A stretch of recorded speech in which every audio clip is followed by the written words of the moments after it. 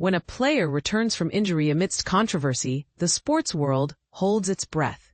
Victor Robles is back in action for the Seattle Mariners just days after being handed a 10-game suspension for an on-field incident that has sparked debate among fans and analysts alike. The Mariners activated their dynamic outfielder from the 60-day injured list ahead of a crucial matchup against the Oakland Athletics, slotting him into the lineup to face left-handed pitcher Jeffrey Springs. Batting seventh and playing right field, Robles made his presence felt almost immediately, but not without stirring up further conversation. The backstory here is worth unpacking.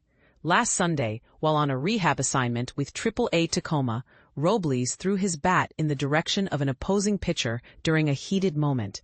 This act earned him a 10-game ban from Major League Baseball, MLB, though he's appealing the decision. Until the appeal process concludes, Robles remains eligible to play, giving the Mariners a chance to bolster their lineup as they navigate a challenging stretch against left-handed starters. "I don't know when the hearing will happen," Robles said through an interpreter, adding that his agent, Rafa Nieves of Republic Sports, along with the MLB Players Association, are managing the logistics. He reiterated his earlier apology posted on Instagram, acknowledging the misstep while emphasizing his readiness to contribute on the field. But here's where it gets controversial. Should players be allowed to continue competing while appealing suspensions tied to reckless behavior? Some argue this undermines accountability, while others see it as a necessary safeguard until due process plays out. What do you think?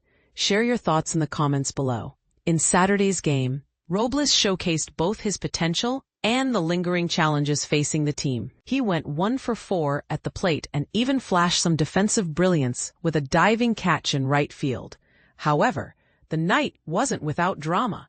In the tense 10th inning, with runners on first and second and no outs, Robles attempted a sacrifice bunt that ended up being a high pop-up, easily caught by A's catcher Shea Langoliers.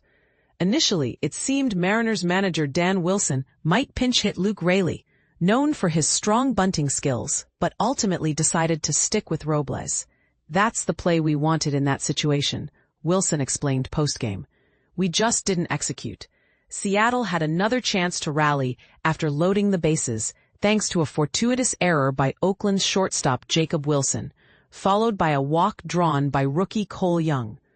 But Randy Arozarena grounded into a forceout, sealing a disappointing 2-1 loss for the Mariners. Once again, Seattle struggled to solve a left-handed starter, managing only a solo homer from Arozarena in the 6th inning and 2 singles for the rest of the game.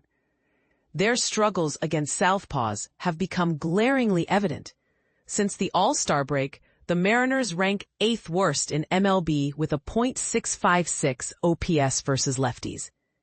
To make room for Robles on the roster, the Mariners designated utility man Dylan Moore for assignment. This move underscores the difficult decisions teams must make to balance talent and roster constraints. Moore, who has been with the organization since opening day 2019, finds himself in the midst of a career slump, hitting just 3 for 67 since May 28th, with 38 strikeouts. Despite his recent woes, Moore's versatility and defensive prowess kept him around longer than many expected. Now, however, he faces an uncertain future. If claimed off waivers, any team would assume responsibility for the remainder of his $3.9 million salary this season. Should he clear waivers, Moore could elect free agency given his 6 years of MLB service time. And this is the part most people miss. Why bring Robles back now instead of waiting until September 1st, when rosters expand? By activating him earlier, the Mariners gain immediate flexibility, especially against tough lefty pitching like Jeffrey Springs, who entered Friday with a stellar 2.27 ERA in 13 career appearances against Seattle. Robles' return provides a much-needed spark, though his looming suspension looms large over the clubhouse. Once the appeal concludes, Robles will begin serving his penalty, unless, of course, the suspension is overturned. Until then, the Mariners hope his presence can help turn the tide. Looking ahead, what does this mean for the Mariners' playoff aspirations? Can Robles recapture the form he showed last year when he posted a respectable .648 OPS against left-handers? Or will his emotional outbursts continue to overshadow his contributions? These questions linger as the season progresses. One thing is certain: every game matters now, and Robles' role, both on and off the field, will remain under intense scrutiny.